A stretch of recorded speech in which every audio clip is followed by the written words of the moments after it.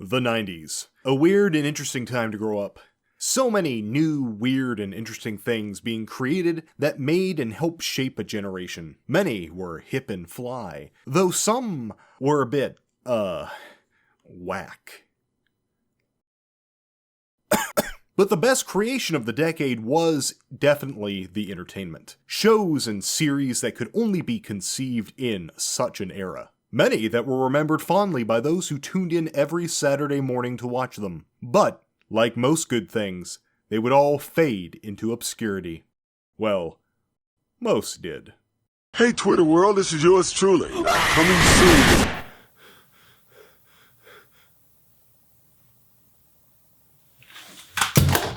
What can I say? I guess some gloves always fit.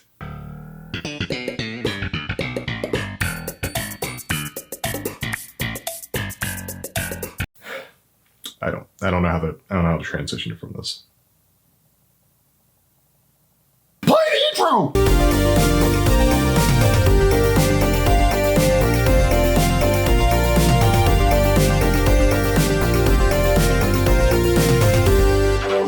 Kaiju. Wow, an intro? I know! Actual production value! Hello and welcome to Kaiju 101, where we discuss kaiju media, and today, Professor Kaiju is going to talk to you about a show he's been chomping at the bit to review. You might even say, I've been literally losing my mind!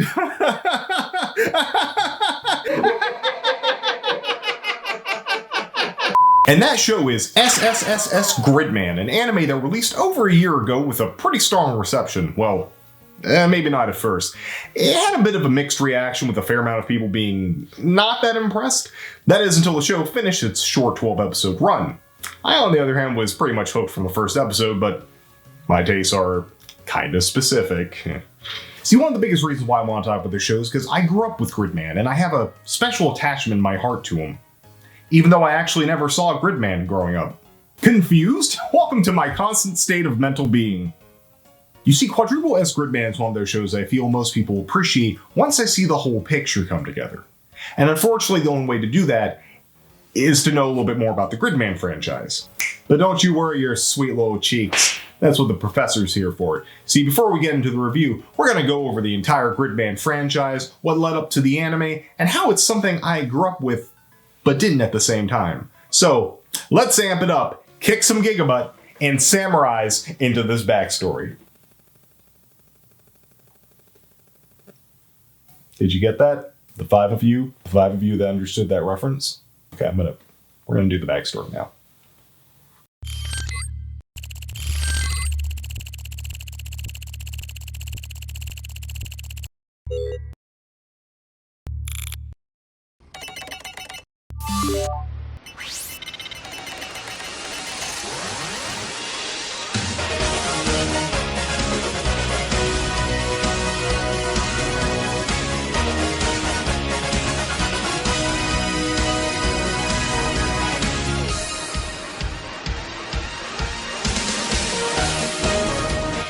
And where better to start than the company that started it all, Tsuburaya Productions. Founded in 1963 by the late Eiji Tsuburaya, the wizard of special effects. They helped create the miniatures, suits, and practical effects seen in many kaiju films, most notably the Godzilla series, and even more notably for today's subject, the Ultraman franchise.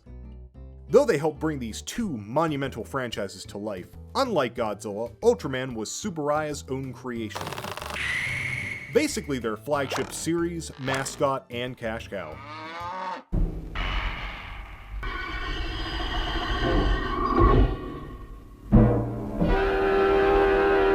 Ultraman is one of, if not the grandfather of the traditional tokusatsu genre and formula, going on to inspire many other shows and spawn countless sequels that are still coming out to this day. But of course, Ultraman was not Tsuburaya's only endeavor. Over the years, they created various tokusatsu shows such as Mirror Man, Red Man, Fireman, and eventually in 1993, Gridman.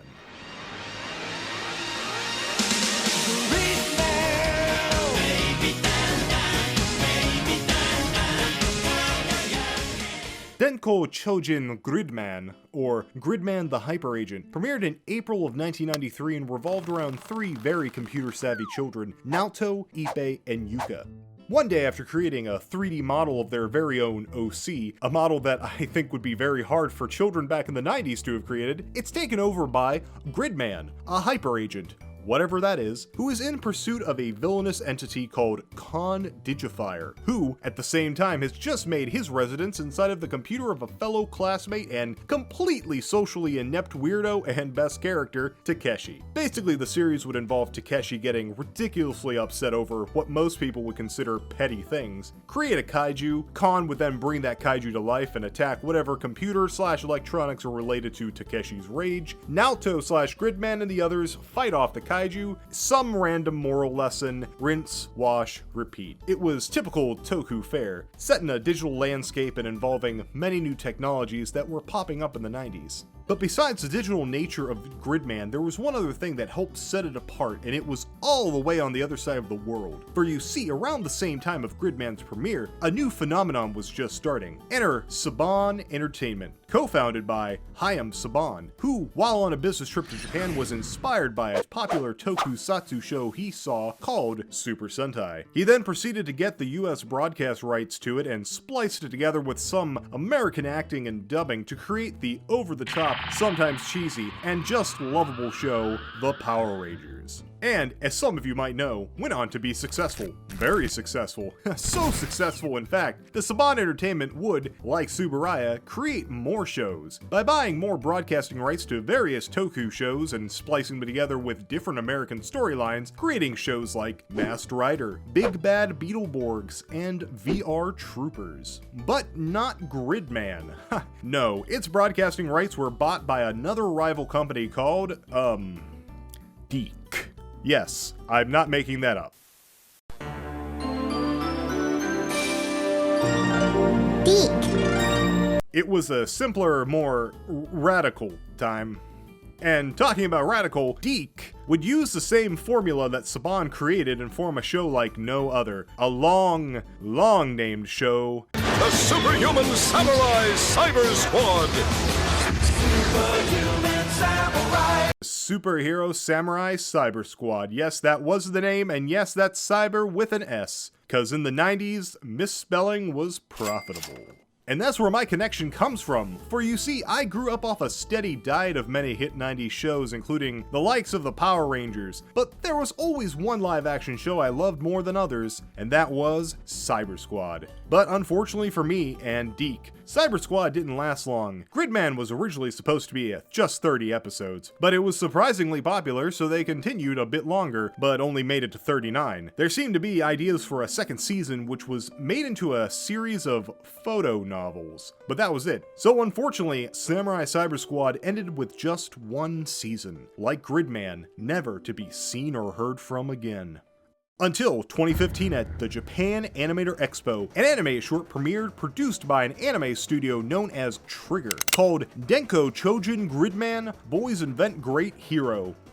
The short showcased battles and characters from all across the original series and included concepts that would have been seen in Season 2. For those of you who don't know, Trigger is a studio that has brought into the world such hits as Gurren Lagann, My Witch Academia, and my personal favorite, Kill la Kill, plus the newest anime film, Promare. In an interview they did with Anime News Network, animation producer Masato Takeuchi talks about his love of the original show and watching it as a kid. Both he and Masuru Sakamoto, animator and character designer for the series, mentioned that tokusatsu was not loved by the entire team, which was good. See, they very much wanted to blend both toku and anime to create something that could appeal to both old fans and hopefully attract some new ones. Plus, they even had American fans in mind too, making sure to add little Easter eggs through the show, including the 4 S's. Not only that, but in another interview with both the director Akira Amemiya and writer Keiichi Hasegawa, translated by Reddit user Zelda2017, who apparently doesn't exist anymore, it's shown that a lot of love and care was put into the creation and balancing of the toku and anime aspects. So much so that Hasegawa stated, in the case of a remake or an homage, you often hear people complain, I don't like it because it's not the same as the original, or they shouldn't have made it. But this time, I'm convinced that this won't happen, and there's a good chance that it will please fans of the original Denko Chojin Gridman. Amemiya, also a big fan of the original, added, "I would be glad if SSSS Gridman could become a new introduction to Denko Chojin Gridman. To the fans of the original, I would say that this anime is my answer, or that's how I reacted to watching the original, and I hope that the message gets through." And finally, in October of 2018, SSSS Gridman premiered, but would it carry and live up to the hopes poured into it by Studio Trigger?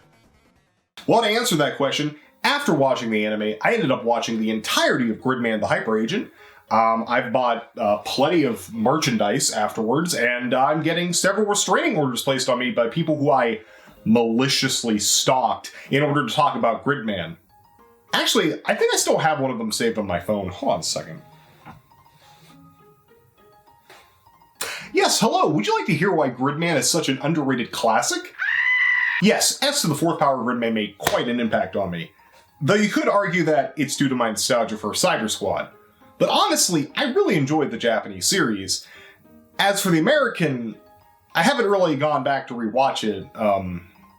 I started to, but... Amp, what's wrong with Sam? He's having a stroke, Sydney. But don't worry, he'll be fine. I'm giving him mouth-to-ear resuscitation. I'm giving him mouth-to-ear resuscitation. Mouth-to-ear resuscitation. I'm gonna repress that for right now. Let's just get into it. All right, this is SSSS Gridman.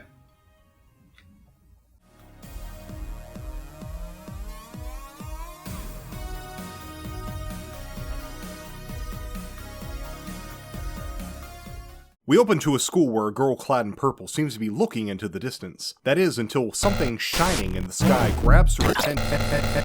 We open to a red-haired boy waking up on a couch, greeted by a strange girl who mentions how she found him collapsed in the street. Upon entering the bathroom and looking in the mirror, he realizes he doesn't know who she is, or for that matter, who he is. Yuta? Is that my name? The voice leads him to a very old, junky computer. The screen flashes, revealing, I am a hyper agent, Gridman.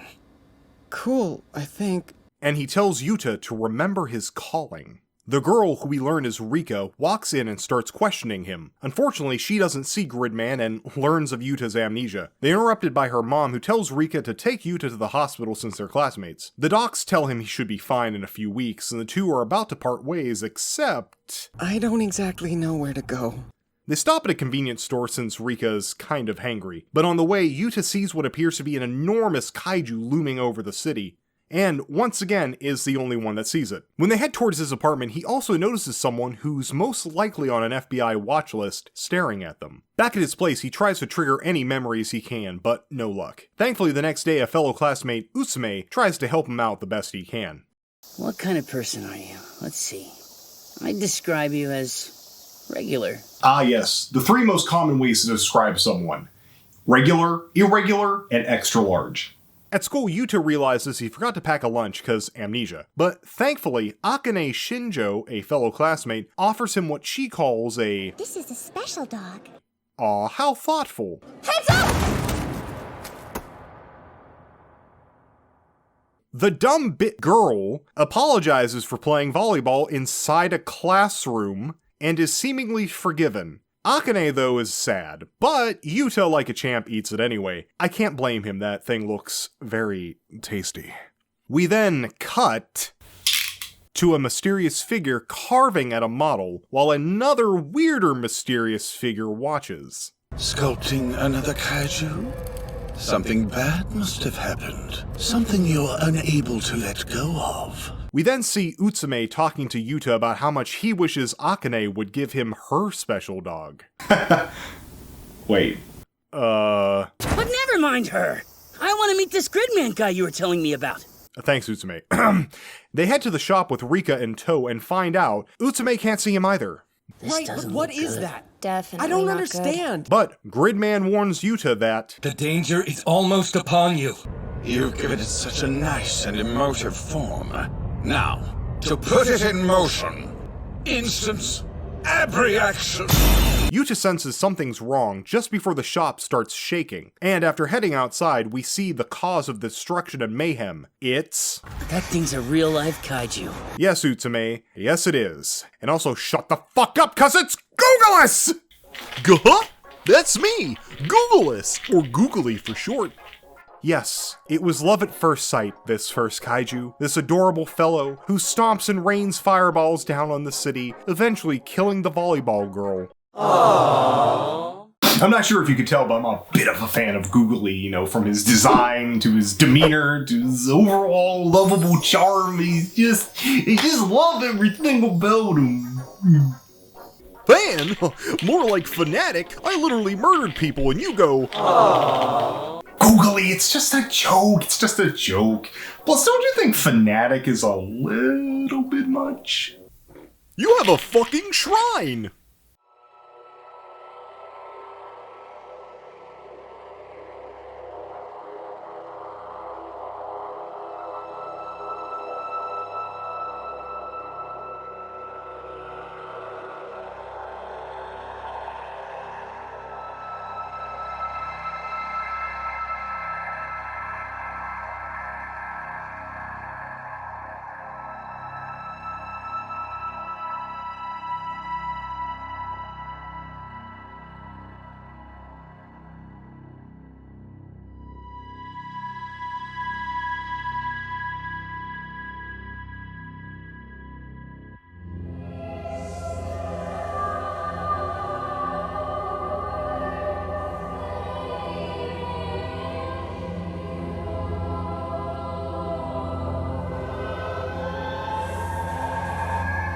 Don't show the shrine, Googleus. Okay, so I'm a little bit obsessed, okay? But it's only because I love you.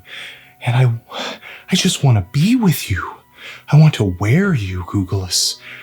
I want to become one with you. Like Yuta does with Gridman when he heads back to the shop and gets sucked into the computer. Yep. On a positive note, Rika and Utsume can see Gridman now. And the newly fused several stories tall Gridman appears to fight the kaiju. 3, 2, 1, go! Gridman gives it a good old Grid College try, but gets his grid ass handed to him by Googly. Oh no. The others are trying to figure out how to be helpful when Utsume notices Googly's neck seems to be his weak point. Gridman and Yuta can't hear them, and instead Rika types the message with the speed of a 90s hacker. Gridman gets the message, and through the power of shonen anime and friendship, rips Googly's head off. Oh god! Why? Why? And finishes him off with a good old...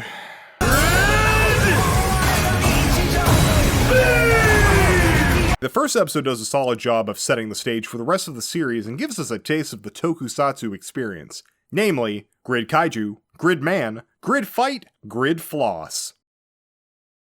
Why are we still here? Just to suffer? But we're still missing a few components. Episode 2 starts with the city being miraculously fixed, and our heroes discover that not only are they the only ones that remember the kaiju, they're also the only ones that remember their now missing classmates. Though their questions spark the interest of Akane Shinjo, who questions Yuta about all this kaiju nonsense but gets nowhere. Later at the shop, the quote-unquote base of what Utsume calls the Gridman Alliance. You were serious about that name stuff? That's so dumb. They talk about what could be causing everything that's happening. You never know. It might be aliens or something. And right on cue... It's the alien! A man who definitely owns an unmarked van walks in. He's totally an alien. He introduces himself as Samurai Caliber, and I love him. He says he and the others are here to help Gridman, then proceeds to upgrade Junk, the computer. That's the actual name of the computer. So everyone can finally hear Gridman. Over on the opposite side of the morality spectrum, our mysterious, totally not a villain, is revealed to be named Alexis Carib, and is talking to Akane Shinjo. It's about our guest, actually. He might be named Gridman. Gridman, huh? Our heroes decide to try and investigate the missing classmates. Unfortunately, they find that all the families say the same thing, that the students died years ago. God, that's sad. But you know what's not sad? Or should I say who? Akane, who finds out that Google has succeeded in killing Tonkawa, or the volleyball girl, and the others. She then proceeds to sculpt a new kaiju as a means to kill her teacher, who bumped into her earlier without apologizing. Oh yeah, did I forget to mention that Akane is fucking evil? Yes, Akane Shinjo is the main antagonist of the series. She sculpts the kaiju, Alexis brings them to life, and they kill people over trivial things they did to Akane. Whoo boy! In many aspects, she's very reminiscent of the original antagonist from Gridman, which I'll get into later. She's also kind of the best character in the show, and, of course, in my humble opinion, best girl. Akane Shinjo, eh? Well, I do have to admit, she's got a few things going for her. Looks, talent, brains, and last but not least, well-sculpted kaiju. Who said that? Have the voices finally taken control of me? Oh, don't worry, Professor. You're not that crazy. Perhaps a bit dim, though. Oh my god! It's Alexis Carib from the hit show SSSS. What are you doing here? Wait, did you just call me stupid? For you see... And ignoring me too, okay. Everyone knows that Rika is best girl. Okay, you know what? I'm just gonna let the snide remarks just slide on by, but how dare you call Rika best girl, okay? She's barely a character. Her character is girl. Ah, but Professor, you seem to misunderstand. To be best girl, one does not need traits like character or personality. And rest assured, Rika has those traits in spades. Oh. Okay. You might even say she can smother you with them. You're literally everything wrong with the entire anime fandom. The fuck was that? My apologies, I think I just suffered from a seizure. Oh god, I'm so sorry. Do you want me to call someone? From those blinding thighs! Enough, Alexis. Alright, why are you here? Okay, are you just here to mock me and subject everyone to lowbrow humor? Yes. But I'm also here to make sure you understand the true essence of Gridman. Okay, so you're just gonna sit back and do nothing till the end of the review? Well, that depends on how much you're willing to spend. It was nice talking to you, Alexis. But not really. I'm not made of money, okay? Anyway. With her sculpting done, Alexis brings the kaiju to life to hunt down the teacher. Our gang sees it and decides to book it back to the shop, but not before Caliber slices a falling steel beam in half. That's anime for you. Once back, Gridman tells Yuta that he is merely energy here, and only through Yuta can he take physical form and fight. And with that, he gives Yuta what's called a primal acceptor, or basically a Power Rangers morpher. He then access flashes just as the teacher is about to get freaking lasered to death. Bam! Grid dropkick! Gridman stands tall in his more original color scheme, which looks way better to me, thanks to Caliber's upgrade from earlier. Not only that, Yuta now feels lighter and faster than before, so they give the kaiju the old Grid 1-2, Grid Toss, and finally the patented Grid Beam!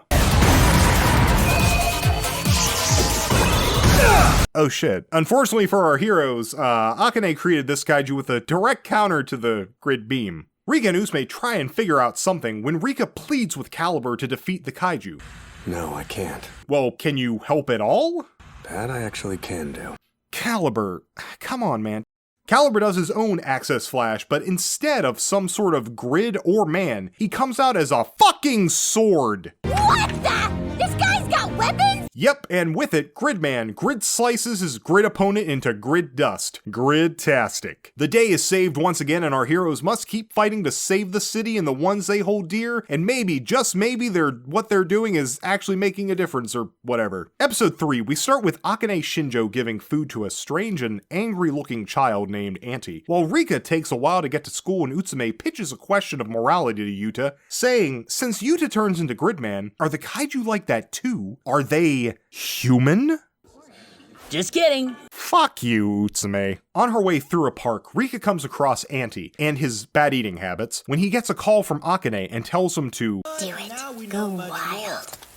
Auntie then transforms into, you guessed it, a kaiju. Unfortunately, it's gonna take a bit for our heroes to get back to the shop. Oh my god! Well, I hope Rika gets the message. Jesus! Yeah, Caliber is definitely being monitored by some agency. Anyway, Yuta access flashes and squares off with Auntie. So Anti is my second favorite kaiju, a very close second. His design, powers, concept, I enjoy all of it. Having a human character that turns into a kaiju as a sort of foil to Yuta turning into Gridman is great. I even enjoy Anti's very stereotypical anime trope personality of being the hero's rival and wanting to defeat him no matter what, and the fact that his kaiju form is heavily based off, if not just a redesign of the original Gridman kaiju, Shinoballer. Not only do they share designs, they show up multiple times and are among the few kaiju in the franchise that can talk, which catches Yuta off by surprise. Then there are his powers. Anti starts off with firing a barrage of energy attacks, matching Gridman's strength, and having enhanced speed. Once Caliber joins the battle though, Anti shows his real power, to copy Gridman, as he grows blades of his own to match our heroes.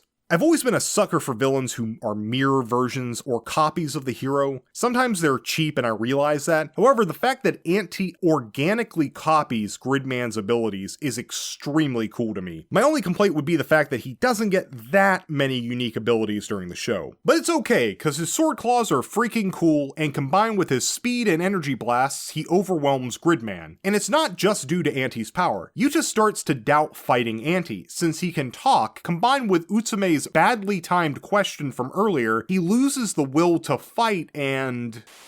I did it. I finally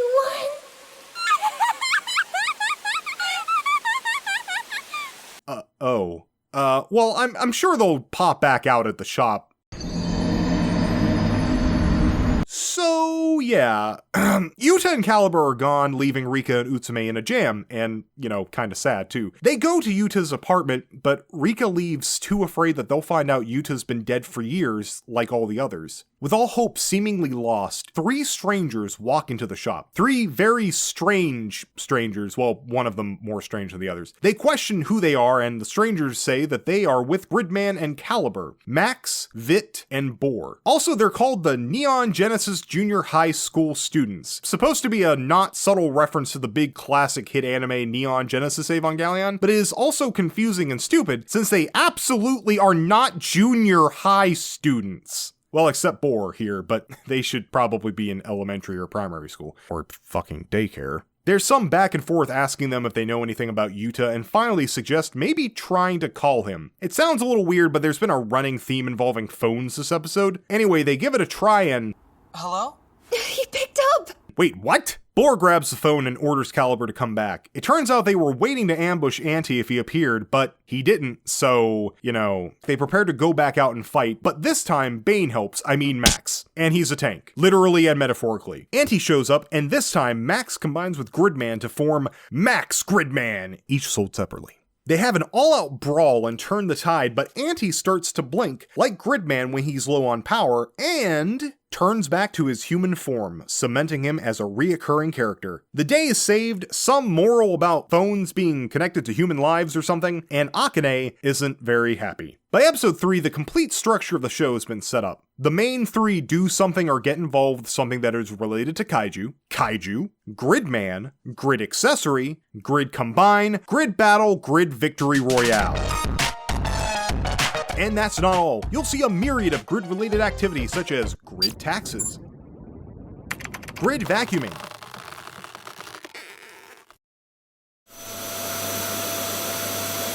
grid gardening, grid yoga, grid surgery,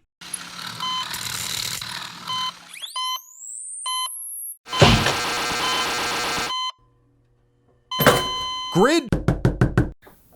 I've just been handed a cease and desist. Guess I couldn't take my grid-tastic grid wordplay. Okay, I'll stop! Not only has it set up the structure, but it's given you a slice of the tokusatsu experience. Now, the next 2 episodes don't have much overarching plot, so I'm going to give you the Cliff Notes version. So, Episode 4. Rika, her 2 friends, and Akane go on a group date with 4 guys who are essentially Japanese YouTubers. Do you guys get, tons of paid promotions? Yeah, kinda. But we never talk about things we don't like. Akane gets upset by the guys, leaves, and makes a kaiju that kills off 3 of them. Rika discovers this, tries to help the last one, but he gets tentacled. Kinky. Gridman comes in and also gets tentacled. Really kinky. But then gets saved by Anti because he won't allow anyone else to touch Gridman. Aww. The whole gang tries to transform and help, but end up freezing the computer. Thankfully, Rika knows technology. She unplugs and plugs the computer back in and gives it a nice kick. And it actually works! Wow! Thanks, Rika. Also, what the fuck were you thinking? That's so dumb. This time they send in Gridman and their strongest, which is Max, to no one's surprise. And to no one's surprise, they finish the battle with a powerful, devastating kick. The day is saved once again. Episode 5 is the obligatory swimsuit episode. The class goes on a field trip to the river, Akane talks to Yuta, confirms to herself that he is in fact Gridman, calls Alexis, and sends in a kaiju she already made. The gang needs junk, so they go through some trouble, call the others, and eventually all meet at the train station. This time, Boar joins the fight as a crazy sci-fi drill vehicle that also shoots missiles. Unfortunately, Auntie is there too, this time fighting with the kaiju and copies Boar's missiles. Very cool. But they end up combining, blasting the ever-loving crap out of the kaiju, and burying Auntie in the process, saving the day once again. So one complaint I've heard echoed online about the show is, it's slow, at first. And while I don't fully agree with that, I can see where people are coming from. There isn't much in the way of plot development. In these first several episodes, we see more of what an actual tokusatsu show would be like, and while I enjoy that, I can understand others wanting to know more about what is actually going on. Then, we hit episode 6. Episode 6 has no kaiju battle. Instead, it takes a break to give our characters downtime, each in their own separate little adventures. Utsume is approached by Akane in a hobby shop, Rika runs into Auntie, and Yuta meets a mysterious girl. In brief, Utsume is questioned by Akane, still trying to make sure that Yuta is Gridman, but thankfully Utsume gives her nothing. Rika finds Auntie rummaging for food, takes pity on him, and decides to bring him home, feeding him and bathing him in like a big sister sort of role. And I know the bathing part is a bit weird, but it really comes off as a sweet gesture from Rika. As for Yuta, the girl tells him straight up that she's a kaiju. Yeah, none of this is making any sense. But it's true. Yep, no joke. After a walk around town, she suggests they go on the train while telling him nothing exists outside of the city. Oh! Okay! In that case, do you think you could elaborate? After getting on, Yuta starts falling asleep like the previous time they went to the river. The girl helps him by giving him earbuds and telling him the music spirits protect him. Okay, as random as this is, and it's really still random, this is some deep Gridman lore, and it's not really important. What is important is what she says next, that all the kaiju in this city were created by one person, someone who destroys what parts they don't like so they can rebuild it to their liking. That someone is like a god to the people in this city. That person is Akane Shinjo.